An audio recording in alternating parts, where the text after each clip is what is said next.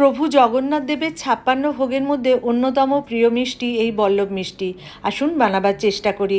প্রভুকে প্রণাম জানিয়ে তৈরি করা শুরু করছি। নিয়েছি ২ বাটি আটা আর কিছু গোটা মশলা, এলাচ, গোলমরিচ, লবঙ্গ আর অল্প একটু জায়ফলের টুকরো। মশলাগুলোকে শুকনো খোলায় ভেজে নিয়ে তারপর খুব ভালো করে গুঁড়ো করে নিতে হবে, অবশ্যই এলাচের খোসাগুলো ফেলে দিয়ে।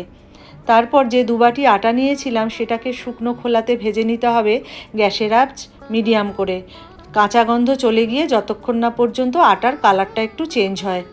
তারপর একটি পাত্রে নিয়ে নিতে হবে ১ বাটি চিনি আর হাফ বাটি জল। জাল দিয়ে একটা ঘন আঠালো শিরা তৈরি করে নিতে হবে, অন্তত ১ তার মতন যাতে হয়। এবারে একটি পাত্রের মধ্যে ঘি মেখে নিতে হবে। তারপর কড়াইতে দিয়ে দিতে হবে ৪ চামচ ঘি। ২ বাটি আটার জন্য অন্তত ১ বাটির থেকে একটু কম ঘি দিতে হবে এবং গ্যাসের আঁচটা একটু কম রেখে খুব ভালোভাবে মিশিয়ে অনবরত নাড়তে হবে, নাহলে কিন্তু পুড়ে যাবে। এবং যাতে কোনো ডেলা না থাকে ভালো করে ভেঙে নিতে হবে। গুঁড়ো মশলা মিশিয়ে ভালো করে নেড়ে তারপর দিয়ে দিতে হবে জাল দিয়ে নেওয়া সেই শিরা। অনবরত নাড়তে থাকতে হবে, না হলে দলা পাকিয়ে যাবে।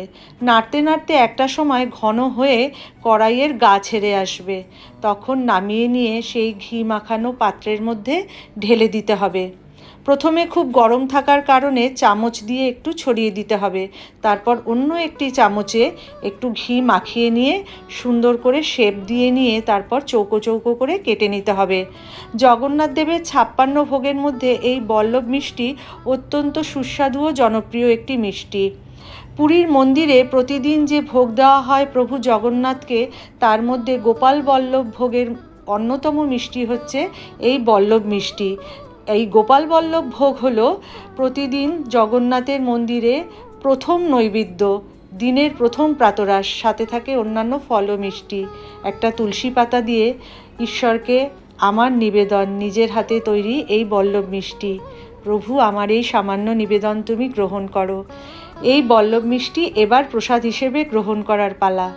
দারুণ সুস্বাদু, যেমন স্বাদ তেমন গন্ধ, এলাচের স্বাদ আর ঘিয়ের গন্ধ।